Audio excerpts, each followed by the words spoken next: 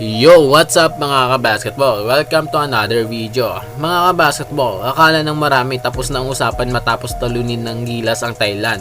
Pero hindi pa. Dahil habang tahimik na naghahanda ang Gilas, Thailand naman ay hindi nawawala yung galit nila. Ilang Pinoy fans inaakusahan na sumusobra sa trash talk.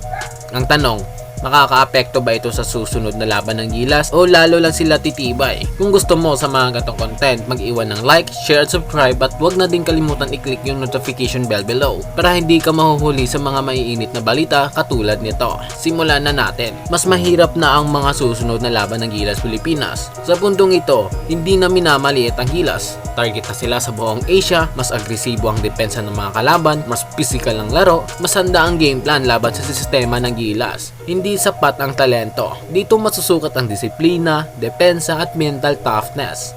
Galit ng Thailand at saka ingay sa labas. Habang nasa loob ng court ang laban ng Gilas, sumabog naman ang issue sa labas. May mga Thai fans galit na galit, hindi lang sa pagkakatalo, kundi sa umano'y sobrang panlalait online ng mga basketball Pinoy fans. Mula basketball rivalry, naging emotional ang pangbansang usapin. Anong epekto nito sa Gilas Pilipinas? Linawin natin, hindi kasalanan ng Gilas ang asal ng ilang fans. Pero sa international basketball, may epekto ang ingay. Mas tutok ang kalaban, mas physical ang depensa, mas mahigpit ang laban. Pero kung may isang team na lalong lumalakas sa pressure, yan ang Gilas Pilipinas.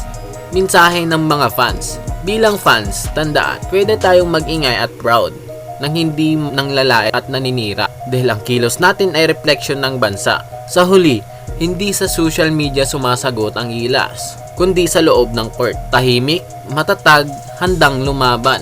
Sa tingin mo, sumusobra na ba ang ilang Pinoy fans?